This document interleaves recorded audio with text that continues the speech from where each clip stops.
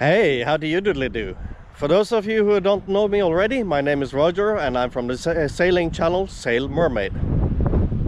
As you can see, I'm in a snowy place just now and there's no sailing going on. I'm back in Norway and I'm stuck because of the coronavirus.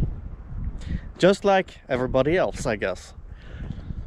So, how is this coronavirus epidemic? How is it affecting all the sailor people out there?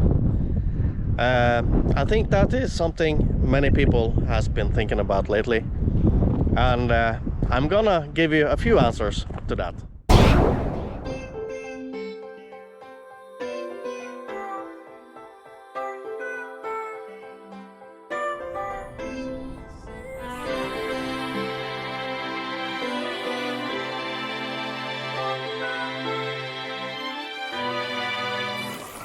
I can tell you this, this is not where I wanted to be just now. My sailboat, Mermaid, is in Aegina in Greek, and I was about to fly down there tomorrow. Right now I could possibly leave, but I could not come back. And because I have a job to attend to, I cannot take that risk. I also booked plane tickets for going back and forth to Greece all the way up until July, and that is probably money wasted. Because of force majeure, I won't get anything from the insurance company, most likely, and the airlines is about bankrupt at this point. So that's money wasted. That's not the biggest problem. The biggest problem for me just now is that I live in my boat. This car you see over here, well, I kind of live there too. Well, at least that is my small rolling apartment when I'm back here in Norway. And it's not very convenient at this point because it's winter. I need the heating on the car all the time, or I can't fill it up with water. Emptying the toilet is a big problem because most waste toilets for campers are closed during winter time because of frost. So that's a big problem for me. The way for me to handle this is that I've been parking the car right next to my father's house. I use his shower and toilet, and I eat most of my meals with him, and I go out to sleep in my car. In Norway, everything is pretty much locked down right now. Schools are closed. You can go skiing, but the ski resorts, all the lifts are closed because people are queuing in line and getting too close to each other. So the government has decided that all organized sports activities are closed down. You cannot go to the hairdresser anymore. You cannot do this and that.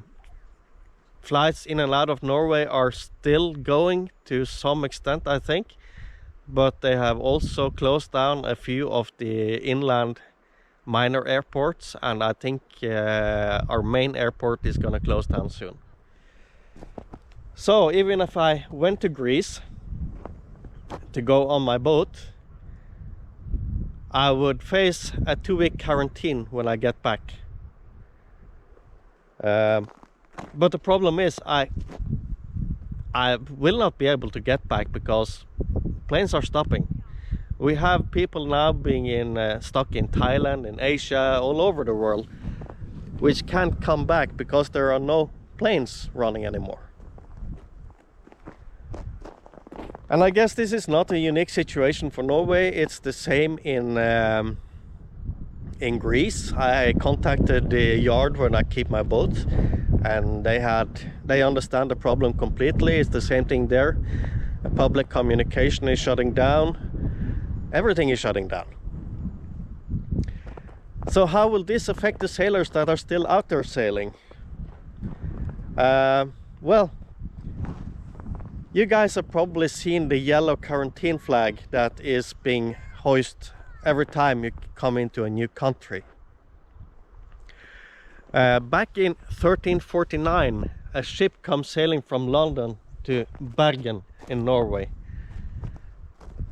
And on that ship, many people had died before it entered Norway. This ship carried rats.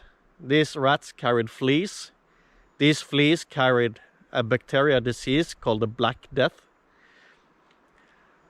And it pretty much wiped out 75% of the population at that time. And sailing vessels has been the longest transportation, the longest running transportation in our modern history. So this thing about the yellow quarantine flag, that is something that is being raised on sailboats to keep you in quarantine until you are checked into a new country. This is also a flag that is hoisted to tell people to stay away, because they don't know what diseases you carry. Normally nowadays we just laugh about this and it's just something from the past up until now. Suddenly this has been vitalized again. You hoist the yellow flag when you come to a new country and people should stay clear from you. Now I'm guessing that a lot of sailors that come into a new country, they will not be able to check in. They will hoist the yellow flag and they will be quarantined for an extent of time. How long, I don't know. That's up to the destination country really to decide. What this means more is that sailors could have really big problem. You've been crossing maybe an ocean. You've been sailing far, you're low on provisions, you're low on water, you're low on everything, you need supplies. This could turn out to be a real big problem. Right now in Norway we are experiencing that shops are selling out on everything because people are buying up, stocking up, piling up of supplies to make sure they last through the winter. And this is a very strange situation for all of us, because now we are importing most of the things we eat. We don't have such an prosperous farm culture anymore. And that is a major problem, because now Denmark is closing borders, other countries are closing borders. And ships can't sail really either, because if you come with a ship into Norway, the crew will be also being quarantined for at least 2 weeks. And I guess this will be the same with people out there sailing. They will be quarantined. It will be problems stocking up with food and supplies, getting fresh water if you are not equipped with a water maker on your boat. And God knows how long this will last. This is a very strange situation and it can last forever. In Norway we expect that this will last at least through the summer. But nobody knows. And nobody knows how this will scale up. To what extent this will give us problems. For me personally, what is scaring me more than the epidemic itself is the hype about it. Governments are now trying to prove to us that they are on top of things, and they make dramatic measures to see that this disease is stopped. But can we really stop it? If you're a healthy, normal person, maybe it's better just to get it and get it over with. Just fight it and